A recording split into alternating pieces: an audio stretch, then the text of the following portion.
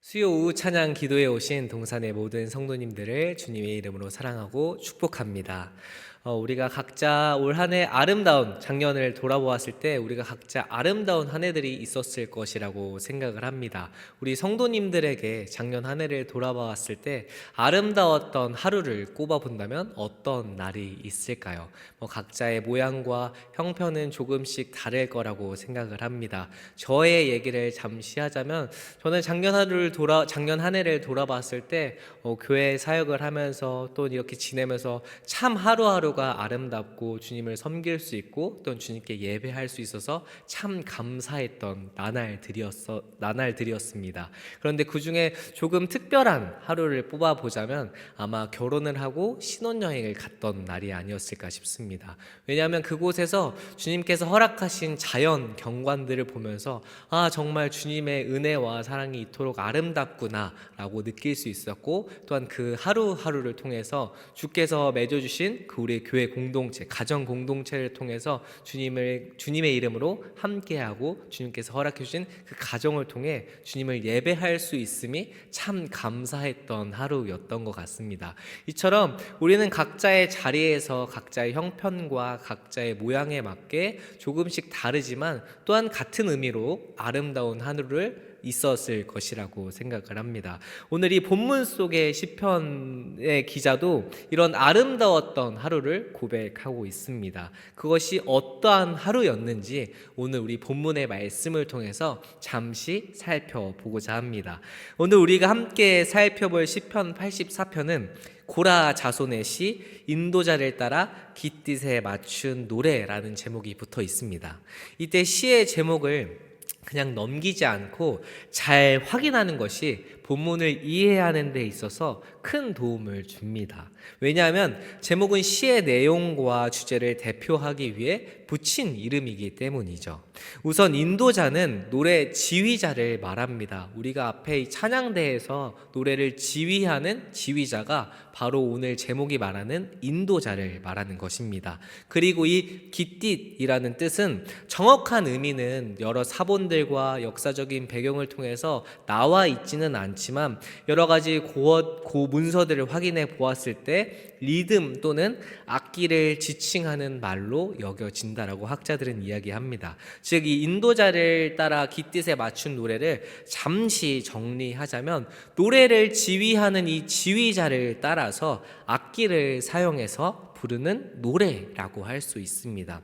이 인도자를 따라 깃딧에 맞춘 노래라는 이 제목이 옆에 성경책을 펼쳐서 보면 시편 81편에도 동일한 제목을 가지고 있고 또 좀 더 앞으로 가서 보면 시편 8편에도 동일한 제목을 가지고 있다는 것을 알 수 있습니다. 그런데 이때 같은 제목을 가지고 있지만 오늘 본문과 같이 앞에 쓰인 이 저자가 다르다는 사실을 우리가 캐치할 수 있습니다. 우리 성경책을 잠시 넘겨서 보면 81편 앞에는 아삽의 시라고 쓰여 있고 시편 8편에는 다윗의 시라고 기록되어 있습니다. 다시 말해 오늘 시의 노래는 이 고라 자손의 관점에서 쓰인 노래라는 것입니다. 우선 고라에 대해서 알려면 우리가 민수기를 잠시 살펴보아야 합니다.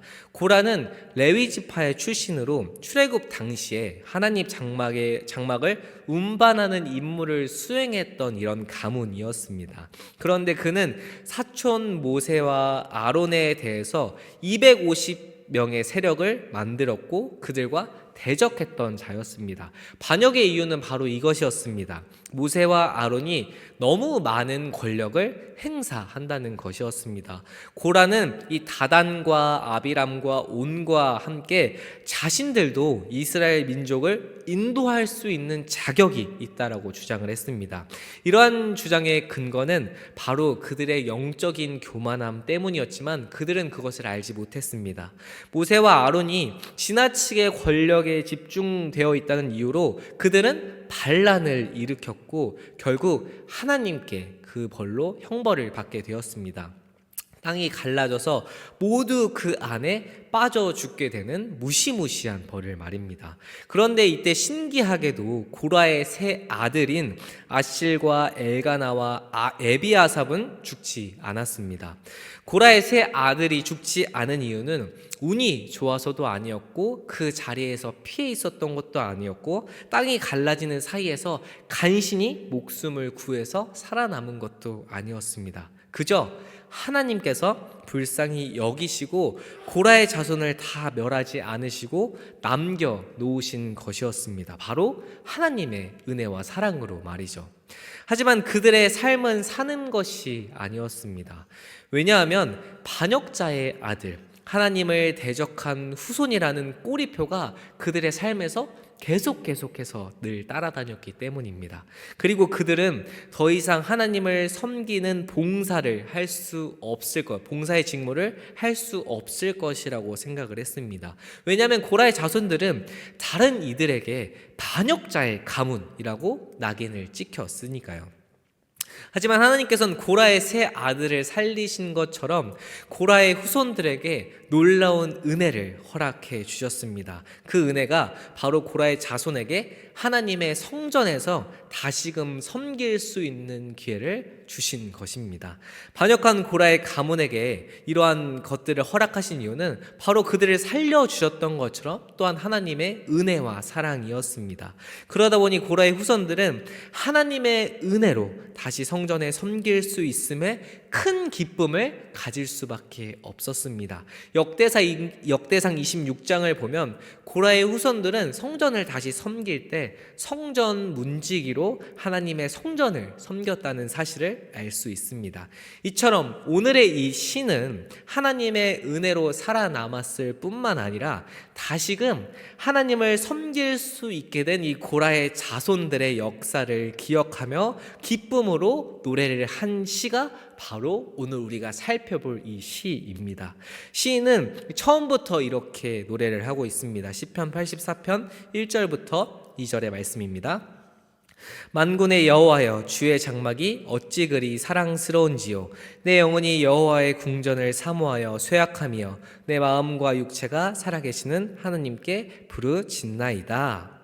시의 첫 부분부터 하나님의 성전이 얼마나 사랑스럽고 아름다운지를 이 시인이 찬양을 하고 있습니다. 또한 2절을 보면 하나님의 성전을 얼마나 사랑했는지 자기 영혼이 쇠약해질 정도로 사모했다라고 고백합니다.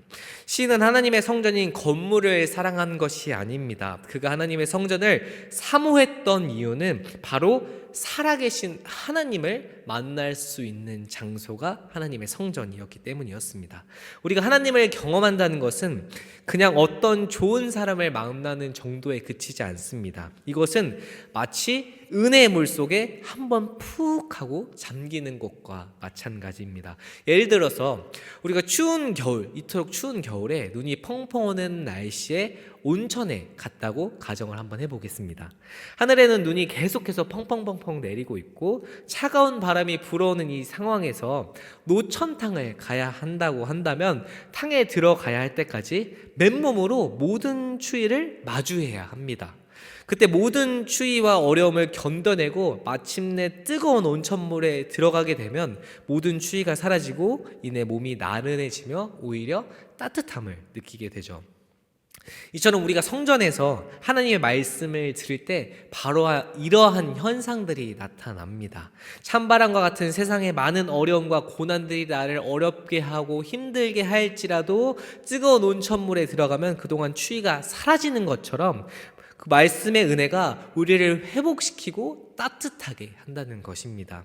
이러한 은혜를 누리기 전엔 처음엔 말씀과 내가 분리되어 있습니다. 그러다가 점점 하나님의 말씀이 나에게 하나씩 적용되기 시작합니다. 뜨거운 온천물에 추운 몸이 서서히 녹아가는 것처럼 말이죠. 그때 피부가 따끔따끔하는 것처럼 말씀이 나의 깊은 부분을 찌르기도 하고 어떤 때는 나를 위로해 주시기도 하고 또 어떤 부분에서는 나의 생각과 나의 방향성들을 완전히 무너뜨려 버리시기도 합니다. 이처럼 하나님의 말씀 하나하나가 하나님의 말씀 하나하나가 성령의 감동을 통해 나에게 살아있는 말씀으로 와 닿을 때 그 안에서 깊은 하나님의 은혜의 일치를, 말씀과 내가 하나 되는 그런 은혜를 경험하게 되는 것입니다. 그 순간엔 말씀을 전하는 설교자도 떠오르지도 않고 잊어버리게 됩니다. 왜냐하면 말씀을 통해 역사하시는 성령 하나님께서 바로 나에게 말씀을 해주시는 것처럼 들리기 때문에 말입니다. 하나님의 은혜와 사랑이 얼마나 넘쳐나는지 우리는 그 순간에 말씀의 은혜에 푹 잠기게 되고 말씀만이 기억나게 됩니다. 또한 성전에서는 하나님의 놀라운 응답이 있습니다. 우리가 삶의 여정 속에서 어려운 일을 마주했을 때 우린 순간적으로 그 문제를 해결하고자 노력을 합니다. 어려움과 고난은 예고를 하고 찾아오지 않습니다. 만약 삶의 역경들과 고난들이 예고를 하고 찾아온다면 우리는 그저 그것을 잘 준비하고 대비하면 됩니다. 마치 우리가 기상예보를 통해서 언제, 내일 만약에 폭설이 내린다고 하면 그에 대해 준비하는 것처럼 말이죠. 만약 뉴스에서 내일 눈이 많이 내립니다. 이 관악구 지역, 신림 지역에 눈이 많이 내릴 것입니다 라고 한다면 우리는 내 집 앞에 뿌릴 염화칼슘을 또한 준비하기도 할 거고, 내일 아침에는 사람들이 대중교통을 많이 타려고 붐빌 것이니까 평소보다 더 일찍 준비해서 나가야겠다, 또는 더 두꺼운 옷을 입고 춥지 않도록 잘 방한 준비를 해야겠다라고 이렇게 생각할 것입니다. 이처럼 평소보다 다른 상황이 밀어날 것을 미리 알면 우리는 그에 맞는 준비와 대비를 할 수 있습니다. 그리고 미리 불편한 상황이 생길 것을 미리 예상했기 때문에 그다지 그 불편함이 큰 어려움으로 다가오지 않습니다. 하지만 삶의 힘듦과 어려움은 예고 없이 갑자기 찾아오기 때문에 우리는 그것이 사소한 것이라도 나에게 큰 스트레스와 큰 충격으로 다가오게 되는 것입니다. 그리고 그러한 어려움을 마주하고 나서야 이제 이 어려움을 어떻게 해결해 나아가지 라고 생각하기 때문에 우리의 삶의 고난과 어려움들이 우리 그 예고 없이 찾아왔을 때 더 힘들게 느껴지는 것이죠. 그때 우리는 그 어려움을 빨리 해결하고자 이리 뛰고 저리 뛰며 노력을 하기도 합니다. 지인에게 도움을 요청해 보기도 하고 자기 나름대로 해결해 보고자 인간적인 노력들도 많이 합니다. 마치 짐승이 덫에 걸려든 것처럼 도저히 해결하고자 할 때 그 해결되지 않는 어려움을 마주할 때도 있습니다. 아무리 몸부림을 쳐도 그 어려움에서 빠져나오기는커녕 몸부림을 치면 칠수록 더욱더 울무가 조여오는 상황들 말이죠. 무슨 일을 해도 해결되지 않고 막막한 벽에 가로막힌 것 같을 때 갑자기 해결의 실마리가 보일 때가 있습니다. 바로 그 순간은 우리가 하나님께 기도할 때입니다. 우리에겐 어려움을 푸는 순서가 있습니다. 그 첫 번째 단추는 바로 하나님과 나와의 이 신앙적인 관계입니다. 우리가 쌀포대를 풀 때 처음 매듭을 잘 풀면 그 다음이 저절로 촤라라락 하고 풀리는 것처럼 하나님과의 나와의 그 처음의 관계를 잘 풀어야만 이후에 그 어려움들이 잘 해결된다는 뜻입니다.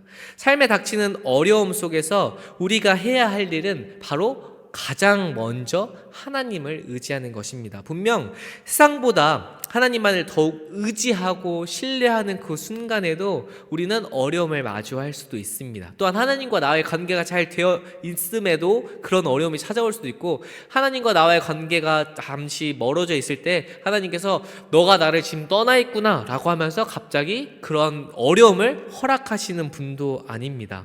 하지만 어떠한 상황에서도 우리가 기억해야 할 것은 바로 주님만을 신뢰해야 한다는 것입니다. 왜냐하면 하나님이 아닌 다른 것을 의지하며 자기 힘으로 풀려고 할 때 아무리 애를 쓰고 애를 써도 해결되지 않기 때문입니다. 성경 속 믿음의 위인들도 마찬가지였습니다. 그들도 앞이 보이지 않고 하나님을 의지할 때 오히려 세상의 사람들이 손가락질하고 비웃을 때에도 그들은 오히려 하나님만을 더욱 의지하며 충만한 은혜를 누렸습니다. 어떠한 상황 가운데서도 하나님만을 의지하고 신뢰하는 것만이 해결책이라는 사실을 이 사소한 것부터 하나씩 하나씩 체득했기 때문에 그들이 성경의 위인들이 어떠한 어려움을 마주하더라도 그들이 오히려 무릎 꿇고 하나님을 의지한 것은 하나님께서 하실 것이다 라는 그 삶의 체험이 있었기 때문입니다. 그래서 오히려 어려움을 마주하면 하나님만을 의지하고 하나님만을 바라보게 되는 것입니다. 이어서 시인은 3절에서 이렇게 고백을 하고 있습니다. 나의 왕 나의 하나님 만군의 여호와여 주의 제단에서 참새도 제 집을 얻고 제비도 새끼들 보금자리를 얻나이다. 성문을 지키던 시인은 어느 날 제단에 집을 짓고 있던 참새와 제비들을 보았습니다. 하나님의 성전엔 제사장들만 살고 레위인들만 있는 줄 알았는데 이 새들도 제사장들처럼 하나님의 성전에서 보금자리를 틀고 있는 모습을 보았습니다. 더구나 제비들은 자기들의 새끼들까지 키우고 있었죠. 하나님께서는 이런 새들에게 너희는 제사장이 아니니까 성전에서 나가거라 라고 말씀하시지 않았습니다. 이 모습을 보고 시인은 한 가지 깨달은 사실이 있었습니다. 바로 하나님의 은혜와 사랑을 말이죠. 하나님께서는 부족하다고 쫓아내시지도 않으시고 못났다고 차별하시지도 않으시며 부족하다고 무시하시지 않는 분이라는 사실을 이 새들을 보고 깨달았습니다. 또한 하나님을 반역했던 우리 고라의 혈통을 은혜로 다시금 품으시고 다시 성전에서 섬길 수 있게 해주신 그 크신 은혜를 이 새들에게 베푸신 은혜를 보면서 이 시인이 깨닫고 그것을 오늘 방금 이 3절과 같이 고백했던 것이었죠. 이어서 본문 4절의 말씀입니다. 주의 집에 사는 자들은 복이 있나니 그들이 항상 주를 찬송하리이다.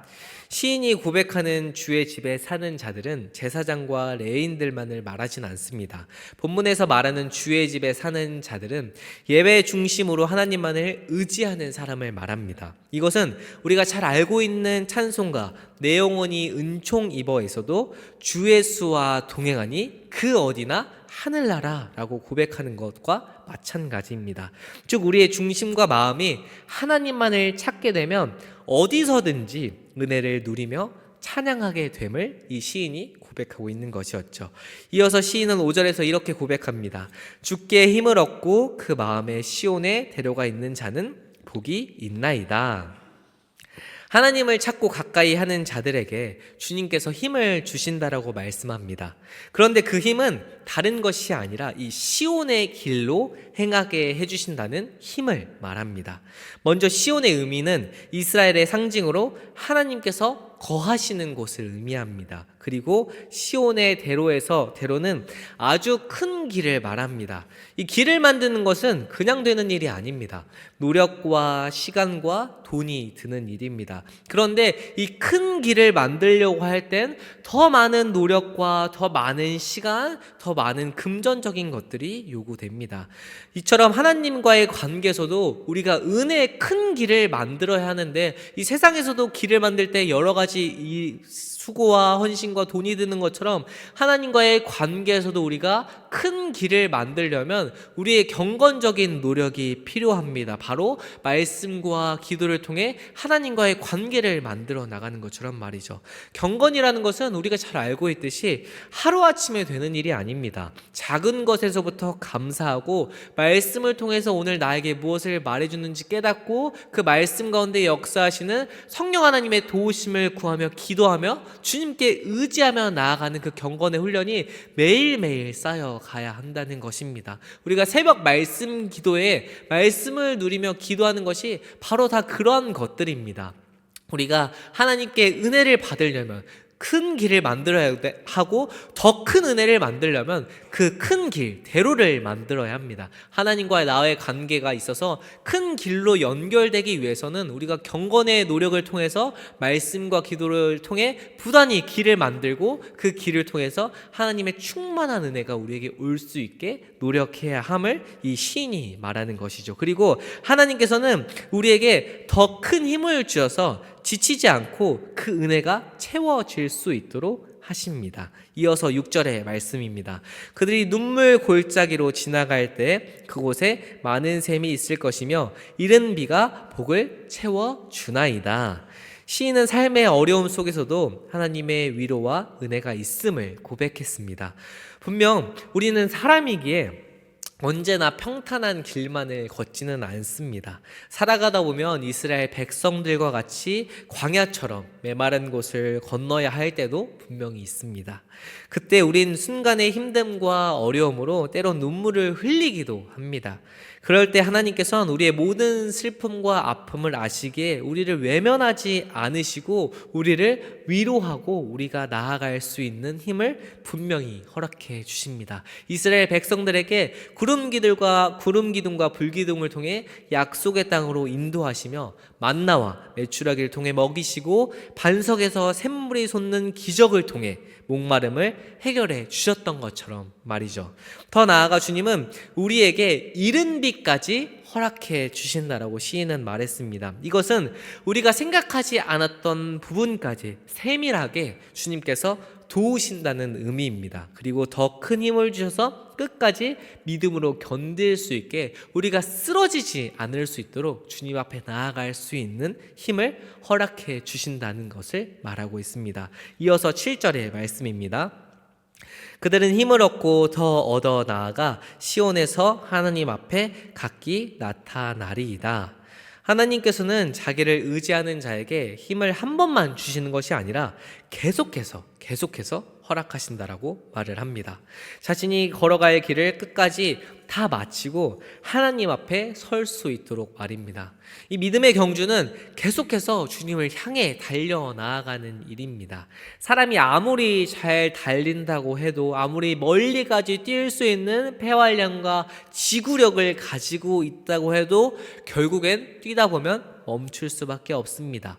처음엔 잘 달리는 것 같다가도 나중에는 결국 곁길로 가던지 아니면 지쳐서 경주를 포기해 버리기도 합니다. 왜냐하면 우리 스스로가 할 수 있다고 생각하고 쉼 없이 달려나아가고자 생각하기 때문입니다. 이러한 현상이 우리가 주님이 아니라 다른 것에 얽매일 때 이러한 믿음의 현상들이 나타납니다. 믿음의 경주에서 말이죠. 우리가 직분과 당연히 중요한 봉사와 이러한 다른 것들에 얽매일 때 우리는 은혜의 힘을 받아서 나아갈 수 없습니다. 율법처럼 그 한계에 부딪히게 됩니다. 율법이 좀 더 우리에게 달려갈 힘을 줄지언정 끝까지 달려나갈 믿음의 원동력이 되지 못하기 때문입니다. 분명 그것들은 우리에게 힘을 줄 수 있지만 끝까지 계속해서 주님 앞에 달려나아갈 그 믿음의 근본적인 힘이 되지는 못합니다.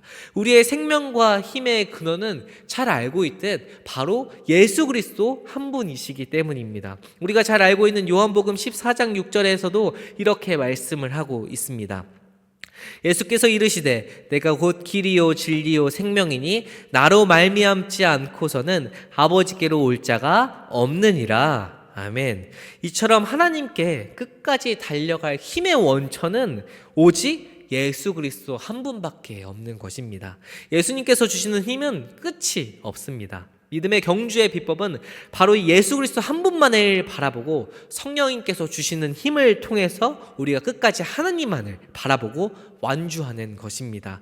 이제 시인은 이러한 믿음의 확신을 가지고 이제부터 하나님께 기도를 올려드리고 있습니다. 8절부터 9절의 말씀입니다. 만군의 하나님 여호와여 내 기도를 들으소서. 야곱의 하나님이여 귀를 기울이소서. 우리의 방패이신 하나님이여 주께서 기름 부으신 자의 얼굴을 살펴보옵소서. 성문을 지키고 있던 시인은 갑자기 야곱의 하나님이라고 말하고 있습니다. 아브라함의 하나님, 이삭의 하나님이라고 언급하지 않고 굳이 야곱의 하나님이라고 고백한 이유는 이 부족한 야곱을 그대로 받으셨던 하나님을 말하고 있는 것입니다. 즉 시인은 하나님께서 나의 조상 야곱에게도 그러하셨던 것처럼 부족한 우리 가문과 또한 나를 이 모습 이대로 받으실 줄을 믿습니다 라고 고백하는 이 이 믿음의 표현입니다. 그리고 9절에서 우리의 방패 대신 하나님께서 기름을 부어주신 모든 사람들을 돌보아 달라고, 즉 주님께 매달리고 있는 그러한 모든 사람들을 돌보아 달라고 기도했습니다.